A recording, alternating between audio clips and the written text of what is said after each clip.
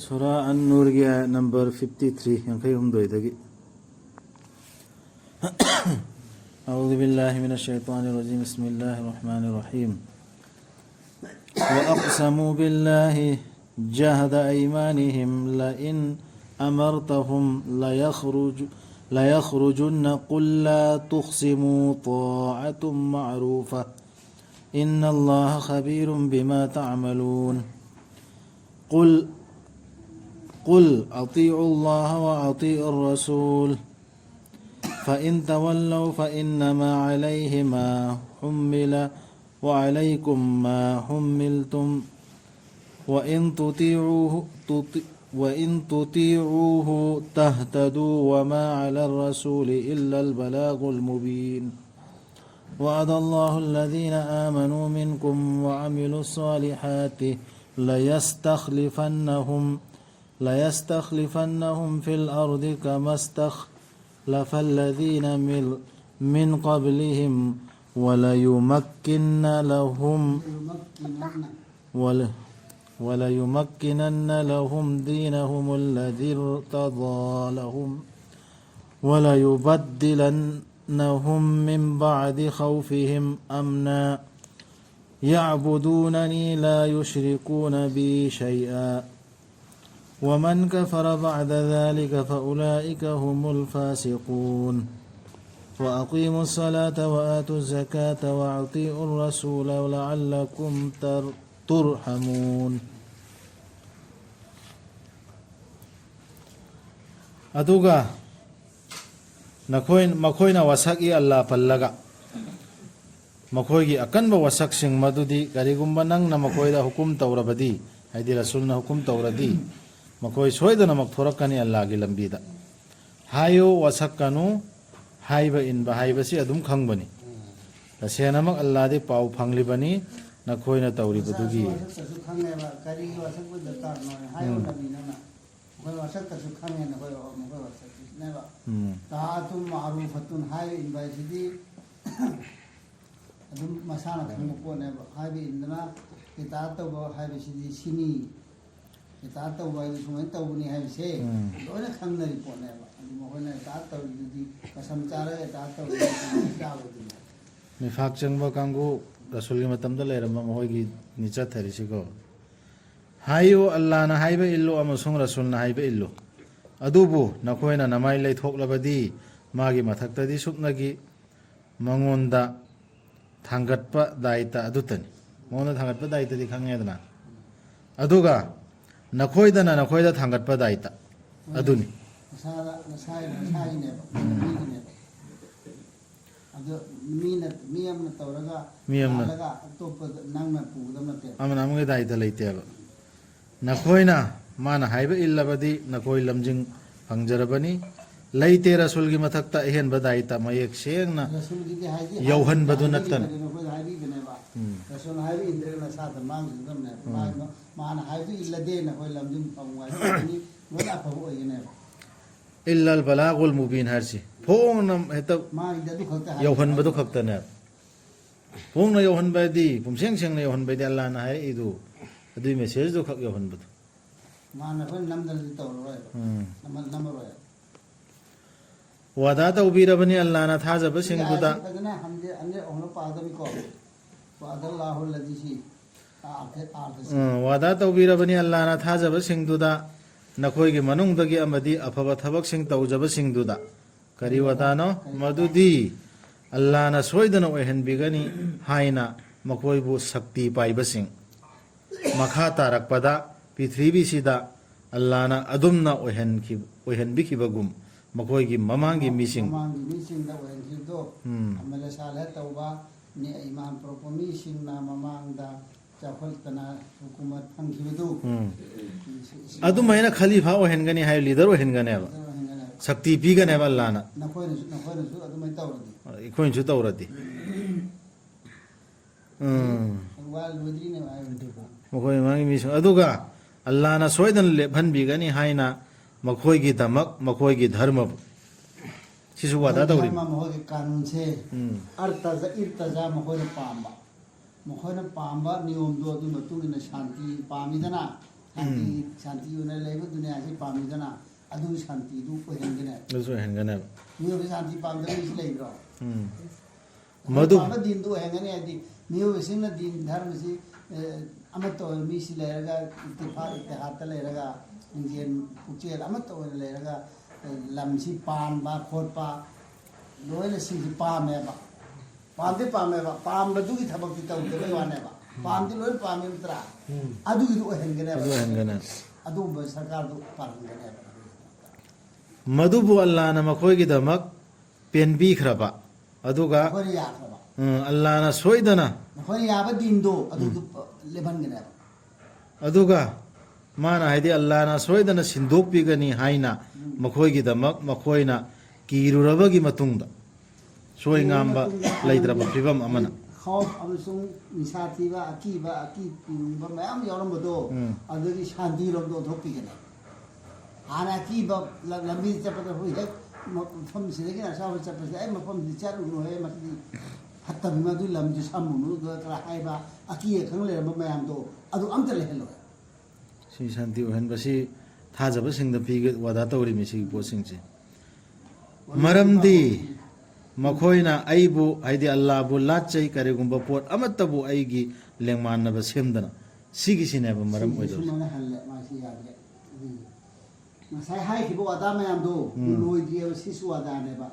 ꯍꯥꯏꯔꯤꯕ ꯍꯜꯂꯤꯕ ꯑꯥꯔꯊꯗꯨ ꯆꯨꯝꯃꯦꯕ ꯌꯥꯕꯨꯗꯨꯅꯅꯤ ꯃꯔꯝꯗꯤ ꯍꯥꯏꯗꯨ ꯌꯥꯎꯕ ꯅꯠꯇꯦ ꯁꯤꯗꯤ ꯕꯤꯔꯀꯦꯠ ꯃꯅꯨꯡꯗꯅꯤ ꯃꯔꯝꯗꯤ ꯍꯥꯏꯗꯤ ꯕꯤꯔꯀꯦꯠ ꯃꯅꯨꯡꯗ ꯌꯥꯎꯔꯤꯃꯦꯕ ꯑꯗꯨꯃꯥꯏꯅ ꯍꯜꯂꯤꯃꯦꯕ ꯍꯥꯏꯔꯤꯁꯤ ꯕꯤꯔꯀꯦꯠ ꯃꯅꯨꯡꯗ ꯌꯥꯎꯗꯕꯤꯗ ꯁꯤꯅꯦꯕ ꯌꯥꯕꯨꯗꯨꯅꯅꯤ ꯃꯈꯣꯏꯅ ꯑꯩꯒꯤ ꯏꯕꯥꯗꯠ ꯇꯧꯔꯛꯀꯅꯤ ꯑꯩ ꯈꯛꯇꯒꯤ ꯏꯕꯥꯗꯠ ꯇꯧꯔꯛꯀꯅꯤ ꯃꯈꯣꯏꯅ ꯍꯥꯏꯕ ꯃꯈꯣꯏꯅ ꯄꯥꯜꯂꯕꯅꯤꯅ ꯊꯥꯖꯕꯁꯤꯡꯁꯦ ꯑꯩꯈꯣꯏ ꯑꯃꯜ ꯁꯥꯂꯦꯍ ꯇꯧꯕꯗꯒꯤ ꯏꯃꯥꯟ ꯄꯣꯔꯛꯇꯅ ꯐꯖꯅ ꯑꯐꯕ ꯃꯤ ꯏꯃꯥꯟ ꯋꯥꯂꯥ ꯑꯣꯏꯗꯅ ꯂꯩꯔꯕꯅꯤ나 ꯑꯗꯨꯃ ꯄꯥꯜꯍꯜꯂꯛꯀꯅꯤ ꯑꯗꯨ ꯀꯔꯝꯕ ꯄꯥꯟꯒꯅꯤ ꯌꯥꯕꯨꯗꯨꯅꯅꯤ ꯂꯥꯏꯁꯤ ꯀꯨꯅꯕꯤ ꯑꯩ ꯅꯠꯇꯕ ꯀꯅꯥꯝꯇ ꯁꯤꯔꯀ ꯇꯧꯗꯕꯤꯗ ꯏꯕꯥꯗꯠ ꯐꯖꯅ ꯇꯧꯔꯛꯀꯅꯦꯕ ꯑꯩꯒꯤ ꯏꯕꯥꯗꯠ ꯑꯜꯂꯥꯍ ꯈꯛꯇ ꯂꯥꯜꯂꯛꯀꯅꯦꯕ ꯂꯦꯡꯃꯥꯟꯅꯕ ꯄꯨꯊꯣꯛꯑꯣꯏꯕ ꯂꯦꯡꯃꯥꯟꯅꯕ ꯄꯨꯊꯣꯛꯇꯕꯗꯤ ꯑꯣꯔꯗꯔꯗꯁꯨ ꯄꯨꯊꯣꯛꯑꯔꯣꯏꯗꯕ ꯅꯠꯇ꯭ꯔꯣ ꯍꯥꯏꯕ ꯏꯟꯕꯗꯁꯨ ꯑꯗꯨꯅ ꯀꯅꯥꯒꯨꯝꯕꯅ ꯊꯥꯖꯗ꯭ꯔꯕ ꯃꯗꯨꯒꯤ ꯇꯨꯡꯗ ꯍꯥꯏꯈꯤꯕꯃꯈꯩ ꯐꯪꯉꯣꯏꯕ ꯃꯈꯣꯏꯗꯨꯅꯤ ꯁꯤꯡꯅꯕꯒ ꯂꯣꯏꯅꯅ ꯍꯥꯏꯕ ꯏꯟꯗꯕꯁꯤꯡꯗꯨ ꯁꯤꯒꯤ ꯇꯨꯡꯗꯅꯦ ꯑꯃꯨꯛꯀ ꯊꯥꯖꯔꯛꯇ꯭ꯔꯕ ꯂꯦꯡꯃꯥꯟꯅꯕ ꯄꯨꯊꯣꯔꯛꯑꯗꯤ ꯂꯣꯏꯔꯦ ꯑꯗꯨꯅꯦꯕ ꯁꯤꯡꯅꯕ ꯂꯣꯏꯅ ꯍꯥꯏꯕ ꯏꯟꯗꯕꯁꯤ ꯄꯨꯈꯠꯂꯨ ꯅꯃꯥꯖ ꯄꯤꯌꯨ ꯖꯀꯥꯠ ꯑꯃꯁꯨꯡ ꯔꯁꯨꯜꯅ ꯍꯥꯏꯕ ꯏꯜꯂꯨ ꯄꯨꯈꯠꯂꯨ ꯅꯃꯥꯖ ꯀꯥꯏꯝ ꯇꯧ ꯍꯥꯏꯔꯁꯤ ꯄꯤꯌꯨ ꯖꯀꯥꯠ ꯑꯃꯁꯨꯡ ꯔꯁꯨꯜꯅ ꯍꯥꯏꯕ ꯏꯜꯂꯨ ꯅꯈꯣꯏꯗ ꯃꯤꯅꯨꯡꯁꯤ ꯄꯤꯕꯤꯔꯛꯅꯕ ꯅꯈꯣꯏꯗ ꯔꯍꯃꯠ ꯂꯥꯛꯍꯟꯒꯦ ꯍꯥꯏꯔꯗꯤ ꯅꯃꯥꯖ ꯁꯣꯜꯂꯨ ꯖꯀꯥꯠ ꯄꯤꯌꯨ ꯔꯁꯨꯜꯅ ꯍꯥꯏꯕ ꯏꯜꯂꯨ ꯉꯁꯥꯏ ꯄꯥꯟꯈꯤꯗꯨꯝ ꯄꯥꯜꯍꯟꯅꯤꯡꯉꯗꯤ ꯀꯩꯗꯧꯅꯨꯡꯗꯁꯨ ꯈꯟꯒꯅꯨ ꯊꯥꯖꯗꯕꯁꯤꯡꯅ ꯑꯜꯂꯥꯍꯕꯨ ꯁꯣꯏꯍꯟꯕ ꯉꯝꯒꯅꯤ ꯍꯥꯏꯅ ꯑꯗꯨꯃꯥꯏꯅ ꯄ꯭ꯔꯤꯊꯤꯕꯤꯗ ꯈꯂꯤꯐꯥ ꯃꯔꯤ ꯐꯥꯎꯗꯤ ꯐꯖꯅ ꯄꯥꯟꯈ꯭ꯔꯕ ꯑꯂꯤ ꯐꯥꯎꯗ ꯐꯖꯅ ꯏꯁꯂꯥꯃꯤꯛ ꯀꯟꯇ꯭ꯔꯤ ꯅꯠꯇꯕ ꯑꯇꯣꯞꯄ ꯂꯝ ꯃꯌꯥꯝ ꯑꯃ ꯂꯧꯁꯤꯟ ꯈꯣꯠꯆꯤꯟꯗꯅ ꯑꯕꯨꯕꯀꯔ ꯍꯣꯏ ꯃꯇꯝꯗ ꯄꯨꯔꯥ ꯂꯝ ꯃꯌꯥꯝ ꯂꯧꯁꯤꯟꯈ꯭ꯔꯕ ꯌꯨꯔꯣꯞ ꯀꯔꯤ ꯑꯃ ꯌꯥꯎꯅ ꯄꯥꯜꯂꯝ ꯅꯠꯇ꯭ꯔꯣ ꯈꯂꯤꯐꯥꯒꯤ ꯃꯇꯝꯗ ꯑꯗꯨꯁꯨ ꯄꯥꯜꯍꯜꯂꯦ ꯁꯤ ꯑꯗꯨ ꯊꯕꯛ ꯑꯣꯏꯅꯁꯨ ꯎꯠꯂꯦꯕ ꯑꯜꯂꯥꯍꯅ ꯗꯨꯅꯤꯌꯥꯗ ꯂꯩꯔꯝꯃꯗꯤ ꯁꯨꯃꯥꯏꯅ ꯄꯥꯜꯍꯟꯒꯅꯤ ꯍꯥꯏꯗꯣ ꯑꯗꯨꯃꯥꯏꯅ ꯄꯥꯟꯈ꯭ꯔꯦꯕ ꯐꯖꯅ ꯑꯗꯨꯗꯩ ꯁꯤꯒꯤ ꯋꯥꯗꯥꯁꯦ ꯊꯥꯖꯗꯕ ꯃꯤꯅ ꯁꯣꯏꯍꯟꯕ ꯉꯝꯃꯣꯏꯕ ꯑꯜꯂꯥꯍꯒꯤ ꯋꯥꯗꯥꯁꯤꯡꯁꯦ ꯁꯣꯏꯍꯟꯕ ꯉꯝꯒꯅꯤ ꯍꯥꯏꯅ ꯄ꯭ꯔꯤꯊꯤꯕꯤꯁꯨ ꯉꯝꯃꯣꯏꯕ ꯑꯗꯨꯃꯥꯏꯅ ꯇꯧꯔꯛꯑꯗꯤ ꯁꯣꯏꯗꯅꯕ ꯑꯩꯅ ꯋꯥꯗꯥ ꯇꯧꯔꯤꯁꯤ ꯁꯣꯏꯍꯟꯕ ꯉꯝꯃꯣꯏ ꯍꯥꯏꯕ ꯃꯈꯣꯏꯒꯤ ꯆꯪꯖꯐꯝꯗꯤ ꯃꯩꯗꯅꯤ ꯀꯌꯥꯗ ꯐꯠꯈꯤꯗ꯭ꯔꯕ ꯄꯟꯊꯨꯡꯐꯝꯅ ꯊꯥꯖꯗꯕꯁꯤꯡꯗꯣ ꯑꯣ ꯊꯥꯖꯕꯁꯤꯡ ꯅꯈꯣꯏꯒꯤ ꯅꯈꯨꯠ ꯌꯦꯠꯅ ꯈꯨꯗꯨꯝ ꯆꯟꯕꯁꯤꯡ ꯑꯃꯁꯨꯡ ꯅꯈꯣꯏꯒꯤ ꯅꯔꯛꯇꯒꯤ ꯃꯤꯑꯣꯏ ꯁꯨꯗ꯭ꯔꯤꯕꯁꯤꯡ ꯑꯗꯨꯅ ꯅꯈꯣꯏꯒꯤ ꯅꯅꯥꯛꯇ ꯆꯪꯂꯛꯀꯦ ꯍꯥꯏꯔꯕꯗꯤ ꯃꯈꯣꯏꯕꯨ ꯅꯈꯣꯏꯒꯤ ꯑꯌꯥꯕ ꯂꯧꯍꯜꯂꯨ ꯃꯇꯝ 3ꯗ ꯍꯥꯏꯗꯤ ꯌꯨꯝꯗ ꯆꯪꯂꯛꯄꯗꯨ ꯃꯇꯝ 3ꯗ ꯑꯌꯥꯕ ꯂꯧꯍꯜꯂꯣꯕ ꯁꯤ ꯑꯣꯔꯗꯔ ꯑꯃꯅꯤꯀꯣ ꯉꯁꯥꯏ ꯃꯊꯛꯇ ꯍꯥꯏꯔꯝꯕ ꯀꯔꯤꯁꯤꯡꯗꯨꯒ ꯑꯃꯨꯛꯀ ꯁꯤ ꯁꯝꯖꯤꯜꯂꯛꯏꯃꯤ ꯑꯌꯨꯛꯀꯤ ꯅꯃꯥꯖꯒꯤ ꯃꯃꯥꯡꯗ ꯁꯤꯗꯁꯨ ꯑꯌꯥꯕ ꯂꯧꯒꯗꯕ ꯅꯨꯃꯤꯠ ꯌꯨꯡꯕꯒꯤ ꯅꯈꯣꯏꯒꯤ ꯅꯐꯤ-ꯅꯔꯣꯜ ꯂꯧꯊꯣꯛꯂꯤꯉꯩ ꯃꯇꯝꯗ ꯁꯥꯕꯒꯤ ꯐꯤ ꯂꯥꯡ ꯄꯔꯗꯥ ꯀꯩꯀꯩ ꯆꯦꯛꯁꯤꯟꯗꯦꯗꯅ ꯃꯇꯝꯗꯨꯗꯗꯤ ꯄꯣꯊꯥ ꯃꯇꯝꯅꯤꯗꯅ ꯅꯨꯃꯤꯠ ꯌꯨꯡꯈꯠꯂꯛꯄꯁꯦ ꯑꯗꯨꯒꯤ ꯃꯇꯝꯗꯁꯨ ꯑꯌꯥꯕ ꯂꯧꯒꯗꯕ ꯑꯃꯁꯨꯡ ꯅꯨꯃꯤꯗꯥꯡꯒꯤ ꯅꯃꯥꯖꯒꯤ ꯃꯇꯨꯡꯗ si kana dano si order si aya balo hondor si mapung phadriba aidi khudiyet ki khudum da leiba minai oiro aduragi balik phadriba oiro makoi sing da su kitam gadam na isa je lagu da mi si angang sing da tambi gadam mi angang sing da si licha si tambi gadam me khoina angang da tambi hodra mina ikoi da tambi hodra mina hanur ho hanur ho tam dre da dum namit yung bagi nakhoi gi na finarol lokthok lingai matam da amasung numidang gi namaz gi matung da matam ahum si khang edana fajar mamang ne esa matung ne numit yung bane ahum sidi nakhoi gi athuppa matam ni pardane ba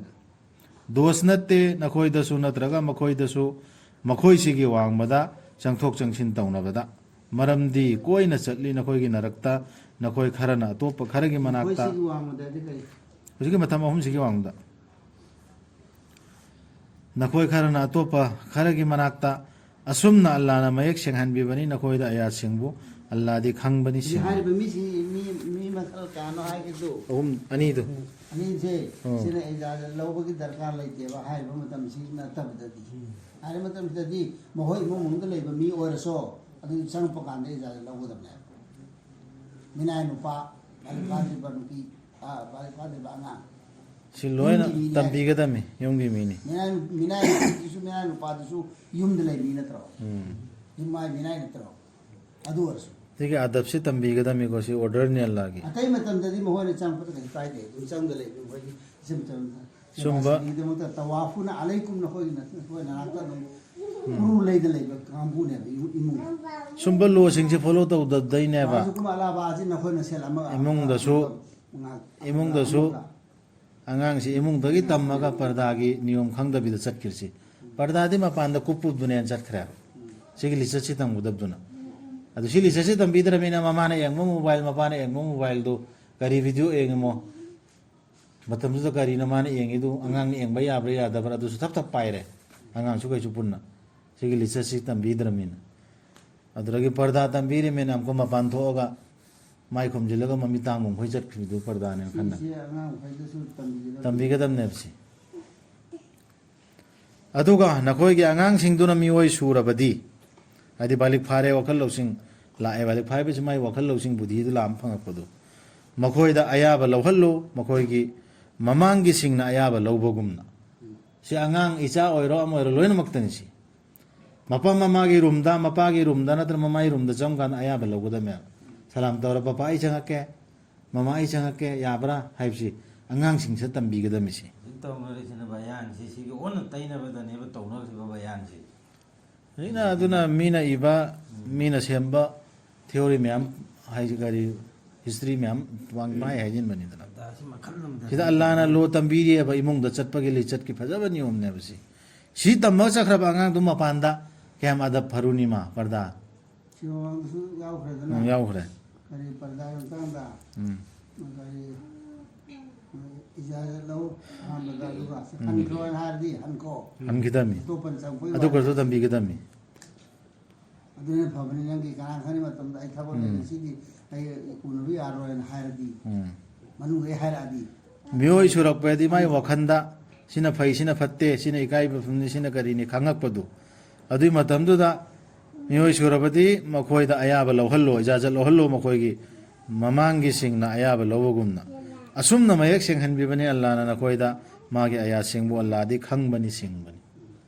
si allah na sema ibelu ne ikoi natti si follow to rachar ka dami ikoi mung anong da hogudan aduga ritu kham khraba nupi sing ritu laktraba han oiraba nupi sing do makhoi da yum pan bagi apam bal laitrabi sing makhoi da dos leite makhoi na lauthok chabada makhoi gi mapan thang ba fizol singdu makhoi masagi leite uthok pa taudana sigi hanubi sing sina ne khoi siradi parda chakse laisina magi masuna dra macha do adu iduna kedana maudana pongna sal halani aduga makhoi na fazana parda toklai bila ini ya layar jumane adubu masabu ne gata nuro de ba hanurab ne ba mane adi ne ba ꯃꯈꯣꯏꯗꯤ ꯈꯨꯗꯩ ꯀꯨꯞꯇ꯭ꯔ ꯐꯥꯎꯗ ꯌꯥꯕꯩ ꯃꯑꯣꯡꯅꯦꯕ ꯑꯜꯂꯥꯍꯅ ꯍꯥꯏꯔꯤꯁꯤ ꯅꯠꯇ꯭ꯔꯣ ꯑꯗꯨꯕꯨ ꯃꯁꯥꯕꯨ ꯐꯥꯖꯤꯟꯖꯕꯅꯗꯤ ꯍꯦꯟꯅ ꯐꯕꯅꯤ ꯃꯈꯣꯏꯒꯤꯗꯝ ꯑꯗꯨꯔꯁꯨ ꯃꯁా ꯆꯦꯛꯁꯤꯟꯕꯗꯤ ꯍꯦꯟꯅ ꯐꯩꯌꯦꯕ ꯑꯜꯂꯥꯍꯗꯤ ꯇꯥꯕꯅꯤ ꯈꯪꯕꯅꯤ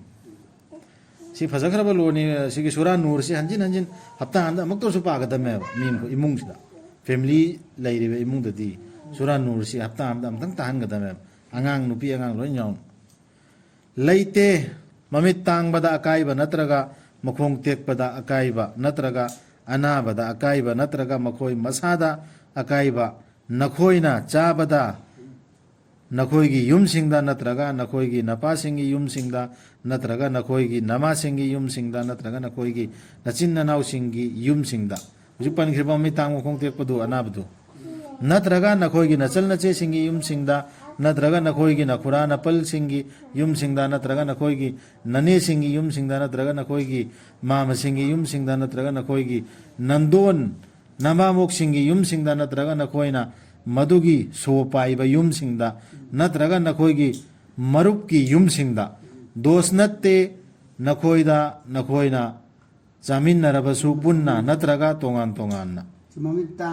तांबा मखोंग तेकपा अनाय असोलाना सिंग दुनी इजाजत लाइचन के न लाउद्रसु याय बिदा ममित तांग केसु चामिन्नबा थकमिन्नबा हेता चांगपा यायबा मखोईदी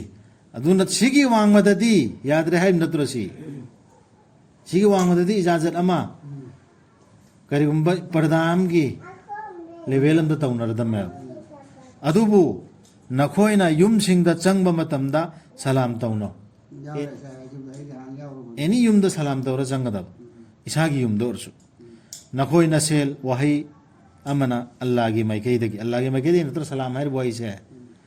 याई फरबा अमसुंग फरबा सलाम की मतिक मगुल दुनिसी हुजिकी वही दु यामने याई फरबा सलाम तौनो मे खोय मो हुजि काव खरो याई फरबा वही ने बोज अल्लाह तरफ ते सलाम सी असुम न मयक सेंहन बिबनी अल्लाह ना नखोइदा आयात सिंबु नखोइना खंथा जरकनबा सलाम सी जन्नत तफु तौननी हाय नत्रो अमुगा फरिस्ता सिंग तौरकदोरिमी अदरगी वाइटर बॉय सिंग दोना तौरकदोरिमी मसक फजबा बॉय सिंग दोना सलामगी गी हराव पावगी अममुगी त सिक्सी युमदा तौना कदमने युमदसु कंपलसरी ऑर्डर ने बसे अल्लाह की तौगदम युमदा ऑर्डर ने बसे सिना तौना बनते अदरे अमना बरदा के सिस्टम से थाजबा सिंग हाइबदुदी सुपनगी मखोइदु तनी तो मखादा सि मुन्ना ताव मखोइदुना अल्लाह अमसुंग मागी रसूल बु थाजबा अल्लाह अमसुंग मागी रसूल बु थाजबदि आई थाजरे अल्लाह अमसुंग रसूल दा एना कलमा सोम दुना ते हुजि हाइग्रिबा लो सिंगसी फॉलो तौर कदोरिमी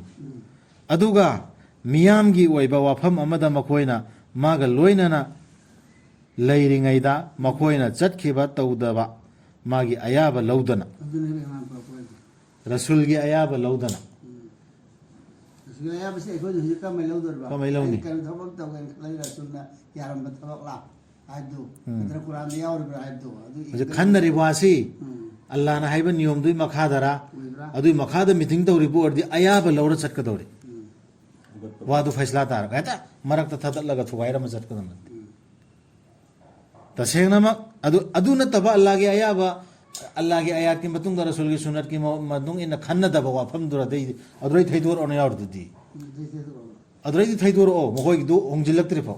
अल्लाह ना हाइबदि मतुंग इन तौरक्त्रि फो थैदोर ओ अदुगी मतुंग इन चथरमदि थुगाइरोइदबा मीटिंग दु अचिन बलेरसु अदु मसी होर पे आदे चला दरकार लैरे चलेगा चकदबा अयाबा लौरा चकदा मीटिंग दुगी फम दुगी तसेंगनमक नंगी अयाबा नीजरिबा सिंगदो ओ मुहम्मद सल्लल्लाहु अलैहि वसल्लम मखोइदुनी अल्लाह अमसुंग मागी रसूलबु थाजरिबा सिंगदो फजबा लोनेबा अल्लाह से ताइसी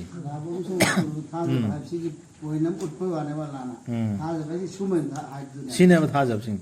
मफमद्रसु अल्लाह रसूल निंसिंगिदो अदुना मखोइना नंगी अयाबा निरक्लबदी मखोइगी थबक खरगी अयाबा पियो नंगना पिनिंगबदुदा मखोइगी मनुंगदगी पीबा यारदि पीखोबा माइ थबक्तुई मतुंगिना अदुगा ngakpinaba nijaragu मखोइगी दमक अल्लाहदा तसेनमक अल्लाहदी कोकपी हैबनी कनबी हैबनी तेरा रसूल दा फजबा मेसेज अमा अल्लाह ना हाइरिसि से एकोइदसु हुजिक ꯑꯩꯈꯣꯏ ꯃꯤꯇꯤꯡ ꯑꯃ ꯐꯝꯕꯗꯤ ꯂꯩ ꯑꯗꯨꯒꯤ ꯔꯁꯨꯜꯒꯤ ꯋꯥꯔꯤꯅꯦꯕ ꯍꯥꯏꯁꯤ ꯑꯗꯣ ꯍꯥꯏꯕꯁꯤ ꯑꯩꯈꯣꯏꯗ ꯂꯤꯔꯤꯁꯤ ꯀꯔꯤꯅꯣ ꯁꯨꯃꯥꯏꯅ ꯇꯧ ꯍꯥꯏꯕ ꯅꯠꯇ꯭ꯔꯣ ꯑꯗꯨꯏ ꯃꯤꯇꯤꯡꯗꯨ ꯐꯝꯐꯝꯗꯨ ꯂꯣꯏꯕ ꯀꯥꯟꯗ ꯑꯃꯨꯛꯀ ꯗꯨꯋꯥꯁꯨ ꯑꯃꯨꯛ ꯐꯤꯔꯠꯁꯨ ꯃꯌꯥꯝꯗꯨꯒꯤ ꯗꯨꯋꯥ ꯇꯧꯕꯒꯤ ꯅꯤꯌꯣꯝ ꯅꯠꯇ꯭ꯔ ꯇꯥꯛꯏꯁꯦ ꯁꯤ ꯇꯧꯒꯗꯕꯅꯤ ꯑꯣꯏꯍꯟꯒꯅꯨ ꯅꯈꯣꯏꯅ ꯀꯧꯕꯗꯨ ꯔꯁꯨꯜꯕꯨ ꯅꯈꯣꯏꯒꯤ ꯅꯔꯛꯇ ꯅꯈꯣꯏ ꯑꯃꯅ ꯑꯃꯗ ꯀꯧꯅꯕꯒꯤ ꯃꯇꯧꯒꯨꯝ ꯌꯥ ꯔꯁꯨꯜ ꯍꯥꯏꯕ ꯃꯇꯝ ꯃꯃꯥꯠ ꯀꯥꯏꯅ ꯇꯧꯕꯗꯣ ꯔꯁꯨꯜꯗ ꯀꯔꯦꯝ ꯀꯊꯥꯏꯅꯕ ꯋꯥꯍꯩ ꯑꯩꯈꯣꯏꯅ ꯁꯦ ꯐꯂꯥꯅ ꯍꯣꯡꯕ ꯆꯥꯎꯕ ꯍꯥꯏꯅ ꯀꯧꯅꯕꯗꯣ ꯑꯗꯨꯃꯥꯏꯅ ꯀꯧꯒꯅꯣ ꯑꯗꯨꯃꯥꯏꯅ ꯔꯁꯨꯜꯗ ꯇꯧꯕ ꯔꯁꯨꯜꯒꯤ ꯑꯗꯞ ꯇꯧꯕ ꯑꯗꯨꯗꯤ ꯔꯁꯨꯜ ꯂꯩꯔꯤꯉꯩ ꯃꯇꯝꯗ ꯑꯗꯞ ꯇꯧꯕꯅꯦ ꯍꯧꯖꯤꯛꯁꯨ ꯔꯁꯨꯜ ꯍꯧꯖꯤꯛꯁꯨ ꯈꯟꯒꯗꯕꯅꯦ ꯈꯟꯒꯗꯕꯅꯤ ꯔꯁꯨꯜꯒꯤ ꯃꯤꯡ ꯑꯗꯞ ꯂꯩꯇ ꯃꯤꯗꯨꯗꯤ ꯃꯨꯁꯂꯤꯝ ꯃꯨꯃꯤꯟ ꯅꯠꯇꯦ ꯍꯥꯏ ꯔꯁꯨꯜꯒꯤ ꯃꯤꯡ ꯂꯧꯀꯥꯟꯗ ꯃꯤꯗꯨꯗꯤ ꯃꯨꯃꯤꯟ ꯅꯠꯇꯦ ꯍꯥꯏꯔꯤꯕ ꯍꯥꯟꯅꯅ ꯑꯜꯂꯥꯍꯅ ꯈꯪꯂꯕꯅꯤ ꯅꯈꯣꯏꯒꯤ ꯅꯔꯛꯇꯒꯤ ꯅꯥꯟꯊꯣꯛꯇꯨꯅ ꯆꯠꯈꯤꯕꯗꯨ ꯈꯔꯅ ꯂꯣꯠꯁꯤꯟꯕꯤꯗꯨꯅ ꯀꯔꯤꯕ ꯍꯥꯟꯅꯅ ꯑꯜꯂꯥꯍꯅ ꯈꯪꯂꯕꯅꯤ ꯅꯈꯣꯏꯒꯤ ꯅꯔꯛꯇꯒꯤ ꯅꯥꯟꯊꯣꯛꯇꯨꯅ ꯆꯠꯈꯤꯕꯗꯨ ꯂꯣꯠꯁꯤꯟꯕꯤꯗꯨꯅ ꯃꯇꯝꯗ ꯅꯥꯟꯊꯣꯛ ꯆꯠꯈꯤꯕ ꯈꯔꯁꯨ ꯌꯥꯎꯔꯝꯃꯅꯦꯕ ꯑꯗꯨꯒꯤꯗ ꯊꯥꯔꯛꯄ ꯑꯣꯏꯔꯤꯅꯦꯕ ꯁꯤ ꯀꯔꯤ ꯍꯥꯏꯕ ꯂꯣꯠꯁꯤꯟꯕꯤꯗꯨꯅ ꯍꯥꯏꯕ ꯂꯣꯠꯁꯤꯟꯕꯤꯗꯨꯅ ꯆꯦꯛꯁꯤꯟꯕ ꯑꯣꯏꯁꯅꯨ ꯃꯥꯒꯤ ꯍꯨꯀꯨꯝꯒꯤ ꯃꯥꯌꯣꯛꯇ ꯂꯩꯕꯁꯤꯡꯅ قد يعلم الله الذين يتسللون منكم هذا ذكر وهي خرب بارهم تيجا ꯍꯥꯟꯅꯅ ꯑꯜꯂꯥꯍꯅ ꯈꯪꯂꯕꯅꯤ ꯅꯈꯣꯏꯒꯤ ꯅꯔꯛꯇꯒꯤ ꯅꯥꯟꯊꯣꯛꯇꯨꯅ ꯆꯠꯈꯤꯕꯗꯨ ꯂꯣꯠꯁꯤꯟꯕꯤꯗꯨꯅ ꯆꯦꯛꯁꯤꯟꯕ ꯑꯣꯏꯁꯅꯨ ꯃꯥꯒꯤ ꯍꯨꯀꯨꯝꯒꯤ ꯃꯥꯌꯣꯛꯇ ꯂꯩꯕꯁꯤꯡꯅ چیکشنبیدونه با چेक्सिनबो ओइसनु لوسینبیدونه او جاهیدو بلازا هرسلو يتسللون منكم لوازا في أركان بحلسي ما يكون تسكن يا أبو دي أتمنى حلسي يا أبو يتسللون منكم لوازا في أركان يقول أودنا باين مي أودنا باين تورجا لوتنا ثيدو وكنا خلبجي بونغا ثيدو أول شيء وكنا خلجا ما مي سالون ناتوكو أدو نبي ده ماني ꯑꯗꯨ ꯏꯗꯣ ꯑꯜꯂꯥꯍꯅ ꯃꯈꯥꯗ ꯍꯥꯏꯔꯤꯁꯤꯗꯤ ꯆꯦꯛꯁꯤꯟꯕ ꯑꯣꯏꯁꯅꯨ ꯑꯜꯂꯥꯍꯒꯤ ꯍꯨꯀꯨꯝꯒꯤ ꯃꯥꯌꯣꯛꯇ ꯂꯩꯕꯁꯤꯡꯅ ꯆꯦꯛꯁꯤꯟꯅꯕ ꯍꯥꯏꯔꯛꯏ ꯅꯠꯇ꯭ꯔꯣ ꯁꯤ ꯅꯠꯇ꯭ꯔꯕꯗꯤ ꯇꯥꯔꯛꯀꯅꯤ ꯃꯈꯣꯏꯗ ꯆꯥꯡꯌꯦꯡ ꯅꯠꯇ꯭ꯔꯒ ꯇꯥꯔꯛꯀꯅꯤ ꯃꯈꯣꯏꯗ ꯆꯩꯅꯥ ꯂꯩꯔꯕꯗꯟꯗꯤ ꯍꯧꯖꯤꯛꯀꯤ ꯍꯨꯀꯨꯝꯗꯨ ꯏꯟꯗꯕꯗꯨ ꯃꯤꯇꯤꯡꯗꯨꯗꯒꯤ ꯔꯁꯨꯜꯒꯤ ꯃꯅꯥꯛꯇꯒꯤ ꯑꯌꯥꯕ ꯌꯥꯎꯗꯅ ꯔꯁꯨꯜꯒꯤ ꯃꯅꯥꯛꯇꯒꯤ ꯃꯣꯏꯅ ꯑꯗꯨꯇ ꯅꯠꯇꯦ